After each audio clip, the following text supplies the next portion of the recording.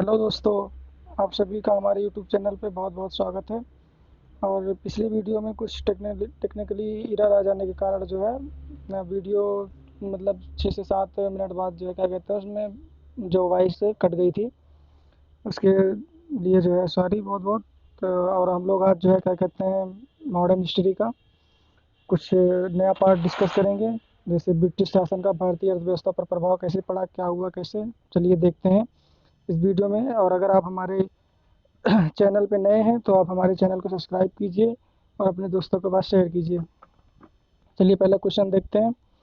पहला क्वेश्चन है, भारत में उपनिवेशी शासनकाल में होम चार्जेस भारत से संपत्ति दोहन का महत्वपूर्ण अंग थे। वह निधियां जो होम चार्जेस की संगठक थी। तो इसके लिए क्या कथन होगा, तो कथन देखते हैं। लंदन में इंडिया ऑफिस के भरण पोषण के लिए प्रयोग में लाई जाने वाली निधि भारत में कार्यरत अंग्रेज कर्मचारियों के वेतन तथा पेंशन देने हेतु प्रयोग में लाई जाने वाली निधि थी। चलिए दोस्तों अगला क्वेश्चन देखते हैं।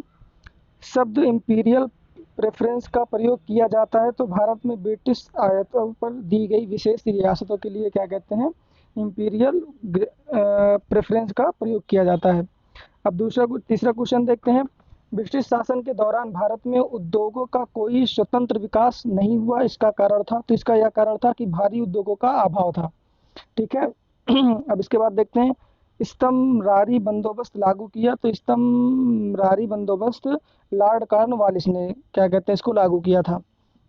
अस्थाई बंदोबस्त प्रारंभ किया गया था, तो अस्थाई बंदोबस्त जो है लॉर्ड कॉर्नवालिस के प्रशासन काल में क्या कहते हैं प्रारंभ किया गया था, स्टार्ट किया गया था। अस्थाई बंदोबस्त किया गया तो अस्थाई बंदोबस्त जमींदारों से मतलब के लिए किया गया था। उसमें जमींदार को दे दिया जाता था, उनसे क्या कहते हैं जैसे साल में 6 महीने में उनसे कर वसूला जाता था। तो जिससे जमींदार अपना ज़मीन देते थे तो उनसे अपना कर वसूलते थे। ठीक है। और लॉर्ड कॉर्नवालिस द्वारा अस्थाई बंदोबस्त लागू किया गया, तो लॉर्ड कॉर्नवालिस द्वारा अस्थाई बंदोबस्त 1793 ईस्वी में क्या कहते हैं लागू किया गया। और चिरस्थाई बंदोबस्त 1793 के अंतर्गत जमींदारों से अपेक्षा की गई थी कि वे खेतिहरों को पट्टा जारी करेंगे। अनेक जमींदारों ने पट्टा जारी नहीं किया, इसका कारण था तो जमींदारों के ऊपर कोई सरकारी नियंत्रण नहीं था। तो क्योंकि उस टाइम में सब प्राइवेटाइजेशन में थे, इसलिए क्या कहते हैं अब तो जमींदारी के ऊपर कोई नियंत्रण नहीं था, इसलिए। ठीक है। तो बिहार में परमानेंट सेटलमेंट लागू करने का कारण था, तो बिहार में परमानेंट सेटलमेंट लागू करने का कारण यह था कि जमींदारों के लिए जमीन पर वंश परंपरागत अधिकार को स्वेच्छा से हस्तांतरित करने का अधिकार।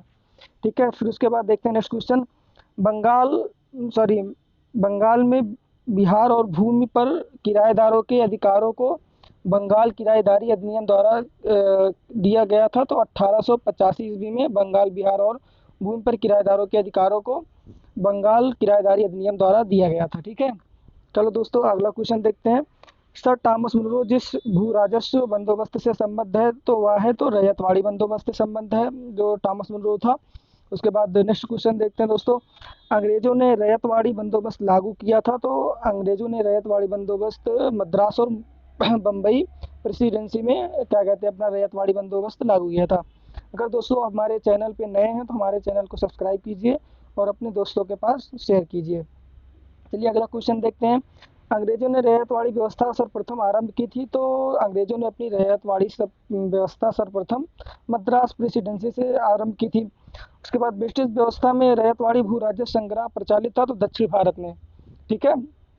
तो और अगला क्वेश्चन देखते हैं। रैयतवाड़ी बंदोबस्त के संदर्भ में सही कथन है, तो रैयतवाड़ी बंदोबस्त के संदर्भ में सही कथन ये है कि किसानों द्वारा लगान सीधे सरकार को दिया जाता था और सरकार रैयत को पट्टे देती थी। ठीक है। और कर लगाने के पूर्व भूमि का सर्वेक्षण और मूल्य निर्धारण किया जाता था। चलिए दोस्तों अगला क्वेश्चन देखते हैं। तो असम में सर्वप्रथम चाय कंपनी की स्थापना हुई थी, तो असम में सर्वप्रथम चाय कंपनी की स्थापना 1839 ईस्वी में हुई। और दादा भाई नौरोजी द्वारा प्रतिपादित अपवाह सिद्धांत की सही परिभाषा है, तो भारत की राष्ट्रीय संपदा का एक भाग अथवा कुल वार्षिक उत्पादन ब्रिटेन को निर्यात कर दिया जाता था, जिसके लिए भारत को कोई वास्तविक प्रतिफल नहीं मिलता था। और दोस्तों आपको दादा भाई नौरोजी से एक फैक्ट हम और बता देते हैं कि सर्वप्रथम प्रति व्यक्ति आय की गणना दादा भाई नौरोजी ने की थी।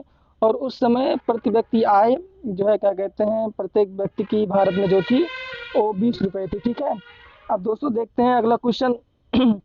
अंग्रेजों के शासनकाल में भारत के आर्थिक दोहन के सिद्धांत को प्रतिपादित किया तो दादा भाई नौरोजी ने प्रतिपादित किया था।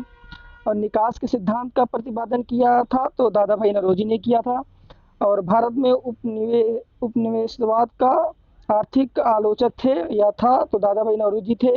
अजी सुब्रमण्यम अय्यर तथा आरसी दत्त थे। ये क्या कहते हैं, तीन लोग थे जो इसमें बहुत क्या कहते हैं अच्छे योगदान दिए, बहुत ज़्यादा योगदान दिए थे। और अगला क्वेश्चन देखते हैं दोस्तों। बाल गंगाधर तिलक, आरसीसी दत्त, एमजी रनाडे तथा सर सैयद अहमद खान ने में से दादा भाई नौरोजी के उत्सारण सिद्धांत में विश्वास नहीं करता था तो कौन? तो सर सैयद अहमद खान जो है उनके उसमें विश्वास नहीं करते थे। अब poverty and the unBritish rule in India नामक पुस्तक लिखी तो दादा भाई नौरोजी ने लिखी। और दादा भाई नौरोजी की भारतीय राष्ट्रीय आंदोलन को सर्वाधिक प्रभावी देने देन ठीक है तो किसकी थी? उन्होंने इस बात को अभिव्यक्त किया कि ब्रिटेन सरकार का आर्थिक शोषण कर रहा है। और दादा भाई नौरोजी की ये जो बुक है poverty and the unBritish rule in India, ये बहुत इंपॉर्टेंट बुक है जो बार बार एग्जाम में पूछी जाती है। ठीक है दोस्तों, इसके बाद देखते हैं भारत में ब्रिटिश आर्थिक नीति घिनौनी है, यह विचार व्यक्त किया था तो कार्ल मार्क्स ने किया था। दोस्तों अब देखते हैं 1857 की क्रांति, इसमें क्या क्या कैसे क्रांति क्या हुई थी, क्या क्या हुआ था। उसके बाद दोस्तों चलो इसका क्वेश्चन आगे देखते हैं।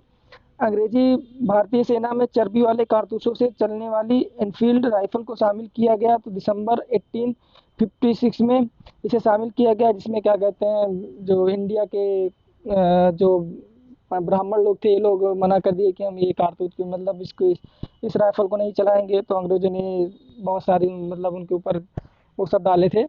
ठीक है, तो अगला क्वेश्चन देखते हैं। भारत के प्रथम स्वतंत्र संग्राम का मुख्य तात्कालिक कारण था तो अंग्रेजों का धर्म में हस्तक्षेप का संदेह।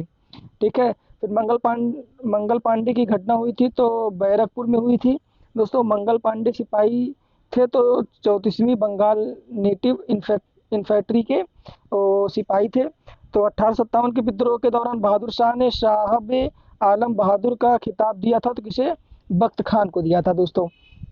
इसके बाद नेक्स्ट क्वेश्चन देखते हैं। 1857 की क्रांति का प्रमुख कारण था तो ब्रिटिश साम्राज्य की नीति थी।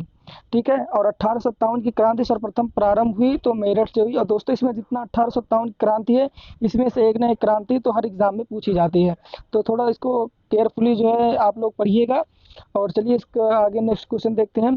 तो 1857 के स्वतंत्रता संग्राम से संबंधित पहली घटना थी तो सैनिकों का दिल्ली के लाल किले पर पहुंचना। ठीक है, उसके बाद 1857 के स्वाधीनता संग्राम का प्रतीक था तो कलम और रोटी थी। और दोस्तों 1857 के संग्राम के झांसी, मेरठ, दिल्ली तथा कानपुर केंद्रों में से सबसे पहले अंग्रेज ने पुनः अधिकृत किया तो दिल्ली को किया। दोस्तों अगर आपको हमारी वीडियो पसंद आई हो और अगर आपको कुछ नॉलेज इससे मिला हो तो दोस्तों अपने और आगे दोस्तों के पास शेयर कीजिए। और क्या कहते हैं कमेंट सेक्शन में बताइए कि आपको इसमें वीडियो कैसी लगी। और वीडियो अगर अच्छी लगी हो तो दोस्तों वीडियो को लाइक कीजिए, चैनल को सब्सक्राइब कीजिए हमारे, और क्या कहते हैं अपने दोस्तों के पास वीडियो को शेयर कीजिए। चलिए दोस्तों नेक्स्ट वीडियो में मिलते हैं, तब तक के लिए टेक केयर, बाय बाय।